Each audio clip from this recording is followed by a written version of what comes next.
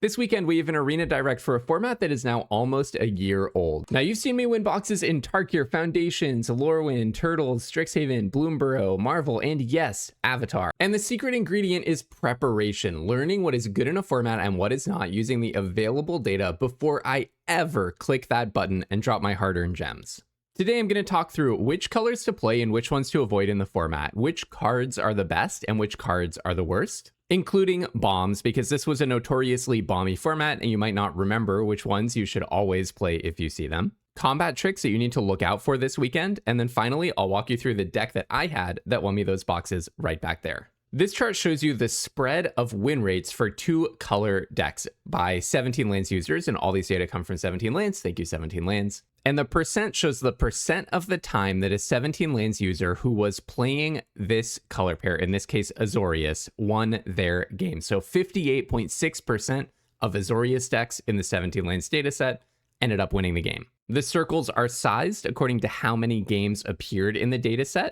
The way I like to think about this when a format comes back on flashback like this is that we're learning from our elders. People who were playing the format when it was new probably knew which archetypes they should steer for. So we can learn from them that Azorius was the most winning. It was also by far the most played. A few archetypes were pretty winning or in the middle of the pack, but were much less common places that you should put your sealed pool. So it looks like safe places to steer are Orzhov, Selesnya, and Dimir. Maybe sometimes Izzet, maybe sometimes Simic. But also, I want you to look at the range. If you have been playing Marvel, you have been playing a very unbalanced format. Avatar was much more balanced. There's only about a 7 percentage point difference in your probability of winning, given that you play a deck of the best archetype compared to the worst archetype. The spread is not that large. If we zoom in, and by the way, all of the win rates are above 50% because these are from 17 lands, and 17 lands users tend to win more than half of their games, I want to draw your attention to the colors that dominate. Among the 4 archetypes that have white in them, 3 of them are in the top 4. There is one all the way in the bottom, though. And of the 4 archetypes that have red in them, red appears once in the top 3, but then every other red-based archetype is all the way on the bottom. So my takeaway about this format actually made me laugh and worry that I was looking at the wrong set initially, because it seems like you should lean Azorius, with shoutouts to Orzhov, white-black, Selesnya, green-white, and Dimir, blue-black. These are the 3 more winning than average decks that have a whole lot of games played in the dataset. And in addition to leaning Azorius, you should probably steer a little bit clear of red. Now, I don't want to overstate this, because if I were talking about Marvel, I would say these exact same things, but super emphatically. Here, the effect is not the like 10, 12, 14 point spread that we see with Marvel, with Azorius being played 2, 3, 6 times as much as some other archetypes. In Avatar, it's like a small lean. I would like nudge towards Azorius, nudge away from red, but you know, don't take that to an extreme. Okay, so one thing that I do want to talk about is bombs, which is different from usual. If you've seen these videos before, I really like to talk about commons specifically because they kind of rise and fall with the format. So if you look at the good commons, you will see what is working and what is not in terms of strategies and plans in the set. Also, you see the commons pretty much every sealed pool, so it gives you very concrete, actionable advice about what cards you might see that you should put in your deck. However, so we will talk about commons, we will talk about them. However, I do first want to talk about bombs, because I have a secret. I actually did not like this format very much. I like the vast majority of sealed formats. I think sealed is fun. But Avatar had this special amount of extreme bomminess. At least that was its community reputation. That sealed definitely felt maybe a little more arbitrary than it has in some other sets. So I want to run through with you some cards that if you see them, just you please should not leave on the sideboard, because we haven't seen this set in a while. Number 1 best bomb in the set, the Fire Nation Drill. I won't talk through what all these cards do. I'll trust your human pattern recognition abilities to see it once and know that you should play it if it's in your pool. I will say I won a regional championship qualifier sealed event with that card. The Rise of Sozin, worth knowing that there was this board wipe in the format. The Legend of Yang Chen, this card looks really dirtily and complicated, but it was just messed up. The Legend of Kuruk, this card looks messed up and it was messed up. And then United Front, just a billion tutus. These bombs, their game in hand win rate, which is the probability that you go on to win given that you draw this card into your hand at some point in the game from 17 lands, range from 69% to 67%, which are comparably strong to the top bombs in the format in Marvel. So if you think Marvel is a bomby set, Avatar is another set that had that reputation. I did this analysis a while back for a video about whether sealed is just entirely a lottery or whether there's actually skill in the format. And one thing that I did was I plotted the number of bombs that you have in your deck, which I defined as like B+ or A- level cards or higher, so the top cards in the format, versus the number of colors that you played. And I put your win rate in the corresponding cell. So this 57.5, for example, means that someone with 2 colors in their deck and 2 B+ or higher level cards in their deck went on to win 57.5% of the time. But if you had only 2 of those bombs in your deck and you had 5 different colors in your deck, you would only win about 53.6%. And what I realized is that, so 17 lanes users win about 55% of their games on average. So I realized that you could kind of draw a line that separates those decks that win more than average and those decks that win less than average. Avatar, I think the bomminess compensates for bad mana a little bit. It's a little bit more permissive in playing maybe a few too many colors to squeeze your bombs in there than other sets are. So people who played 3 colors in their deck for 2 bombs won 58% of their games. Probably a pretty small number, but still. People who played 4 colors to squeeze in 3 bombs won, again, more than average. Same with even 5 colors to play 3 bombs. So basically, the fixing is pretty good. It's a bomby format. You can get pretty splashy with it. You should probably try to play your bombs and try to make the mana work. That's risky advice, obviously. In Limited, you should always pay attention to your mana base, but much more than, I don't know, like MTG Foundations, which was the last one that we had a flashback Arena Direct for. This one's much more permissive for playing your bombs, even if it means playing more colors. All right, now for my favorite part of every slide deck, the best commons, where we learn the most actionable advice that best illustrates where the format is at. As we get into that, let me say, if you like this kind of data-oriented deep dive video, I do this all the time, and you should make sure that you are subscribed to my channel on YouTube to not miss the next one. Just yesterday, I posted an analysis of my about 700 drafts to figure out what starts and what stops losing streaks. And every time there's an Arena Direct, I do this kind of data deep dive video to get you as prepared as possible to win a box. And of course, I'll be digging deep into the numbers of The Hobbit when that comes out. So to get better at Magic right along with me, make sure you're subscribed. And by the way, if you're already subscribed and you're sick of me saying that in the middle of every video, just remember, like, everyone else is running like dog food ads right around here. I don't do that, okay? All I ask for is a humble subscription. All right, number 1 top performing common in the format by game in hand win rate in previous Arena Directs of Avatar was Lost Days. 4 and a blue for an instant. The owner of target creature or enchantment puts it into their library second from the top or on the bottom, and you get a clue token for that. I'm always talking about how people underrate this effect, which I call super bounce. You put something on the top or second from the top or on the bottom of their library. Often this is just 2 and a blue, 3 and a blue, 4 and a blue, destroy target creature, because it just goes straight to the bottom of their library if it wasn't very good. And getting a clue back was really good. The fact that it's a lesson might be relevant here. So there was lesson synergies in the format, but sealed is less synergistic than draft. So I think it's just the best color, or ish, like maybe white's the best color, but one of the very best colors getting a removal spell that's basically unconditional. You know, it's not exactly a removal spell, but often it's close. I think that's the secret sauce of this card being good. Something I also really want to point out, you can target an enchantment. So there was an Arena Direct where I actually lost the event. I lost a game where in one of the games that I lost, I didn't know that it could target an enchantment that was locking down my creature. I just wasn't paying attention to that fact. And I actually could have gotten an incredibly cheeky lethal. There were a billion other complicated things going on, but I just want to say, like, make sure you know this thing can target an enchantment. That's really, really important in this set, actually. Number 2, it'll quench ya. Don't play out your stuff into 1 and a blue, just like in Marvel, unless you're okay with it getting countered, unless you pay to, okay? Watery Grasp, this is actually the one that I failed to bounce with my Lost Days. So 1 blue, enchant creature, doesn't untap during its controller's untap step, and then Waterbend 5, the controller shuffles it into their library. Octopus Form, an important one to know about. Target creature you control gets +1/+1, gains hexproof, and untap it.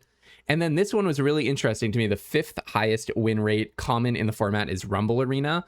When it enters scry 1, make a colorless filter. Also, it has vigilance if you manage to earthbend onto it. Now, the thing that this tells me, Rumble Arena being on this list, is the same thing as what that last chart showed me which is that splashing is not a bad thing really in this format at all. I mean, I'm unlimited splash, so you should expect me to say that, but it really looks like if you have pretty good mana and a bunch of bombs, that's not a bad place to be at all. Okay, and these are winning like 60 to 59% of the games when you draw them, about 10 percentage points lower than what we saw with the bomb mythics and rares.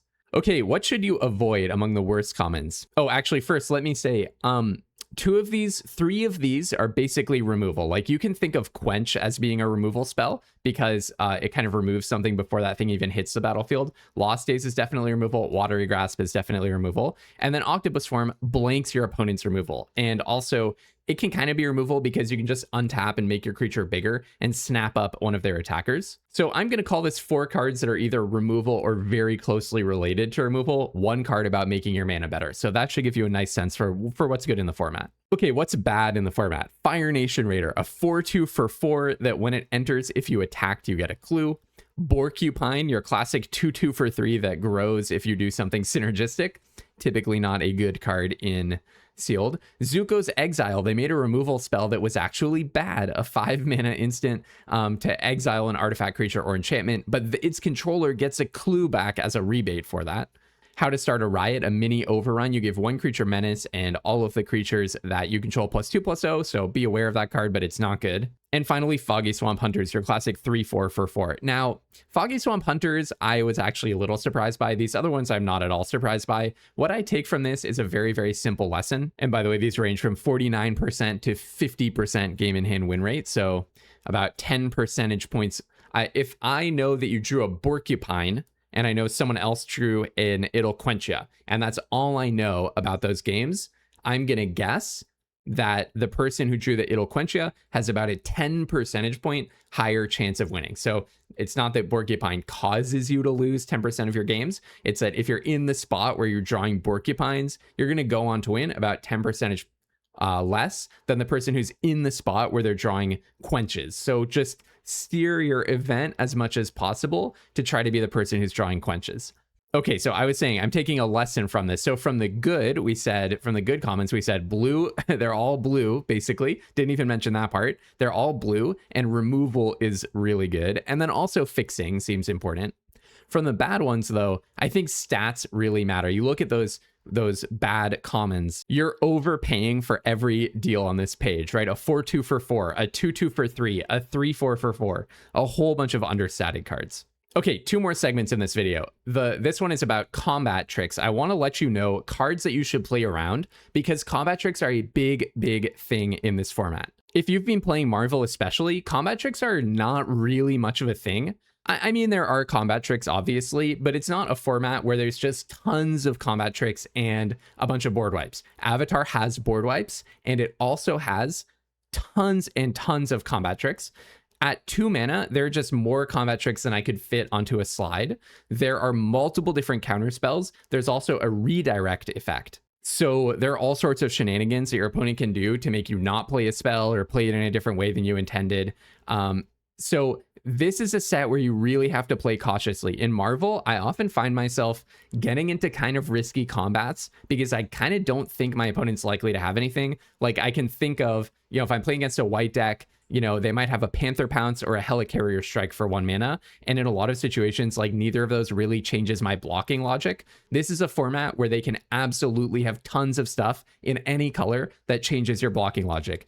And also in Marvel, I'm always running out all of my creatures because I know there's effectively no board wipes. I mean, there are, depending on how you count it, there's like a 3 damage, there's one on the bonus sheet, but basically no board wipes. This format has board wipes. So don't just run out your creatures thoughtlessly and think pretty hard before you get into combat. So let's talk about a few of those combat tricks. Number 1, enter the avatar state. 1 white for an instant. Target creature you control becomes an avatar and gains flying, first strike, lifelink, and hexproof. There's Yip Yip. This is the main one to play around if they have 1 white mana up. Creature gets +2/+2, and if it's an ally, it gains flying. Octopus Form. This is a +1 hexproof and untap. Firebending Lesson, not really a combat trick, but can be combat relevant. It deals 2 or sometimes 5 damage to a creature. Pillar Launch, this is +2/+2 reach and another untap effect, and allies at last. If they have enough allies, this can come out for 1 damage, and it just bites something. Now, one thing I really want to point out is that Octopus Form and Pillar Launch both untap creatures. And Yip Yip and Pillar Launch both make something that doesn't have flying able to block something with flying. So think for a moment, before I attack into a tapped down board, think, could they have the blue or green combat trick that untaps one of their creatures and gets to block my creature? Before you attack with a flyer onto a non-flying board, ask yourself if they have a white mana or a green mana, so that maybe they are able to give something flying or reach and get you. And by the way, also enter the avatar state could give something flying. So very, very tricky format, okay? You're never really safe in Avatar. Okay, last segment of the video, I want to talk a little bit about a trophy deck that I had. So this was a deck that won me those boxes back there. I'm actually going to link the video not just in the description, but also put it on the end screen. So you can go check out that video right after this one. Fair warning, I was 1 week into recording YouTube videos at that time. So you can see me as a baby YouTuber, you know, figuring things out. But okay, what was good about this deck? Why did it win a box? I mean, I did get lucky, but a few things really mattered. So I had some good bombs, not that many, but I had some good bombs. Day of Black Sun is basically a one-sided board wipe. Like you can often arrange things to make Day of Black Sun kill a whole bunch of their stuff and barely any of yours. Earthbender Ascension, if you've been playing Standard, you might know this card. A really fantastic card in Limited. I mean, one of the best bombs in the format. And Azula was really good. So I did splash for Azula, a little bit of a blue splash. And then Jasmine Dragon Tea Shop actually did a ton of work. This like makes little 1/1s. And by the way, Judy, this is the 2/2 that you sacrifice to Surveil and it copies itself. I think Judy was really, really an all-star. And I had pretty good removal. So I had a sold out, Azula is removal. I had double allies at last. I had a Swamp Snare Trap, which is like weak removal, but you just need it. And then finally, this was the big thing that I took away from this format, or from this winning deck, was just pure stats. Canyon Crawler, Badgermole, which makes 2 bodies. The triple Earth Rumble Wrestlers were the MVPs of my event. Seriously, the Earth Rumble Wrestlers just meant that basically every game I was the one asking the questions. You need to decrease, if you don't have a super bomby deck, you need to decrease the amount of time that your opponent has to win their bombs. Diligent Zookeeper was kind of sweet because it buffed all of my ally tokens from the Jasmine Dragon Tea Shop. So your allies are non-human, so it makes them all 2/2s. Earth Kingdom General is totally awesome. It's just a lot of stats. Pirate Peddlers can get really big, especially with a Judy. You have an Uncle Iroh, which is just 4 power for 3 mana. And then other than that, I just played the minimum number of 2 drops to make my deck like barely function in the early game. And even Turtle Duck was pretty strong. Again, it's just stats. It's super understated, but it can just attack as a 4 power creature. So I really encourage you, if you are going to do this event this weekend, check out that video where I won a box. And thanks so much for watching. And again, if you do want to see these kind of data-informed deep dives, make sure that you're subscribed to the channel. All right, everyone, have a great weekend of Magic. Hope you all win some boxes. I'll be back on Monday with basically some retrospectives on Marvel. Honestly, I'm probably not going to draft that set again, like ever on video or not. But I'm going to do like a few retrospectives, like assessing the grades that I gave cards at the beginning and that kind of thing. And then I'll turn my attention to The Hobbit in the second half of the week. So until tomorrow, have tons of fun playing Magic and don't be afraid to splash.